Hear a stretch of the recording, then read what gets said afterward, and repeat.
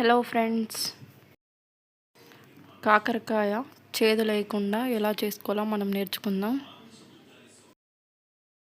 Lunch బాక్స్లో కూడా పెట్టుకోవచ్చు, చాలా బాగుంటుంది. చిన్నపిల్లలు కూడా చాలా ఇష్టంగా తింటారు. ముందు మనం కాకరకాయల తొడమల్ని కట్ చేసుకోవాలి.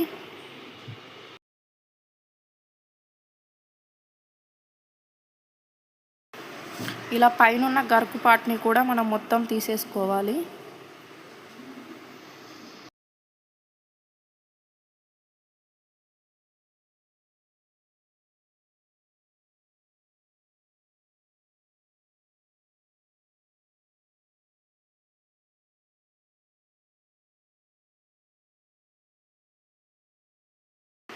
ఇప్పుడు తీసేసుకున్న తర్వాత ఇలా మధ్యలోకి కట్ చేసుకోవాలి.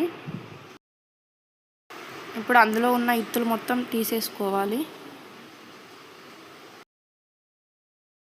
మనం చాక్తో కట్ చేసుకున్నా చాలా ఈజీగా వస్తాయి, లేదంటే చేతితో కూడా తీసుకోవచ్చు.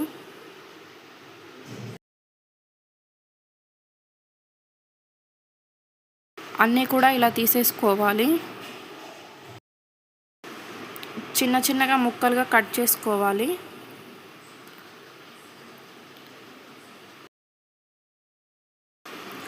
చిన్నగా కట్ చేసుకుంటే తొందరగా మగ్గుతాయి. మనం ఎంత చిన్నగా కట్ చేసుకుంటే అంత బాగుంటుంది.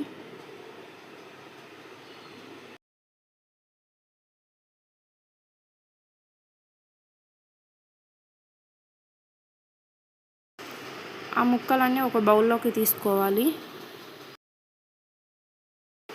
ఇప్పుడు అందులో 1 టీ స్పూన్ సాల్ట్, కొంచెం పసుపు తీసుకోవాలి. ఇప్పుడు మొత్తాన్ని ఒకసారి బాగా కలుపుకోవాలి.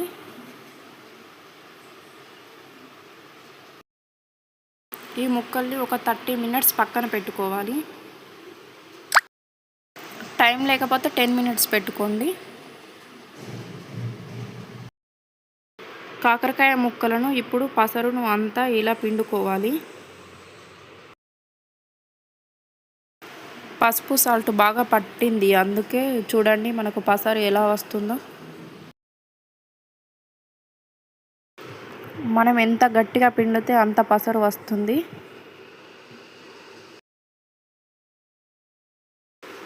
ఇప్పుడు ఒక కడాయి తీసుకొని అందులో ఆయిల్ వేసుకోవాలి. కచ్చాపచ్చాగా దంచుకున్న ఉల్లిపాయల్ని వేసుకోవాలి. కొంచెం జీలకర్ర వేసుకోవాలి. ఇప్పుడు కాకరకాయలు వేసుకోవాలి. ఒక ఉల్లిగడ్డను కట్ చేసి వేసుకోవాలి. మొత్తాన్ని ఒకసారి బాగా కలుపుకోవాలి.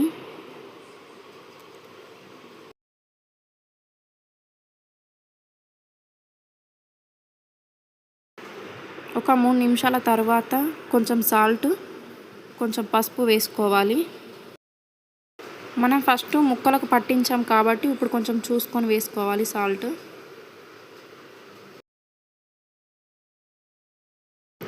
ఒకసారి మొత్తాన్ని కలుపుకోవాలి.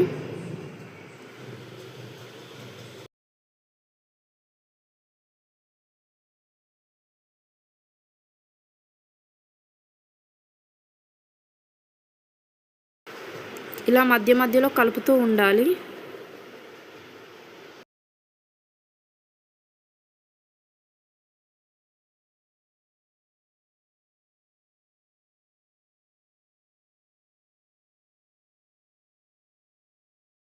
కాకరకాయలు కలర్ చేంజ్ అవ్వాలి.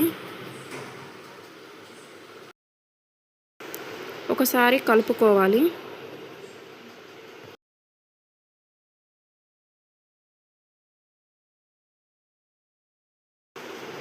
కాకరకాయ ముక్కలు కలర్ చేంజ్ అయిన తర్వాత 2 టీ స్పూన్స్ కారం వేసుకోవాలి.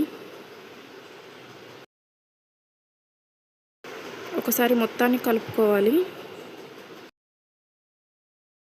ఒక 1 మినిట్ కలుపుతూనే ఉండాలి.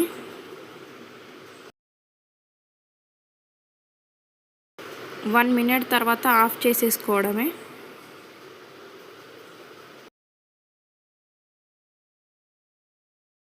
సింపుల్ అండ్ టేస్టీ కాకరకాయ ఫ్రై. ట్రై చేసి ఎలా ఉందో చెప్పండి. సబ్స్క్రైబ్ చిగురు రమ్య యూట్యూబ్ ఛానల్. ఎలా ఉందో కామెంట్ పెట్టడం మర్చిపోకండి.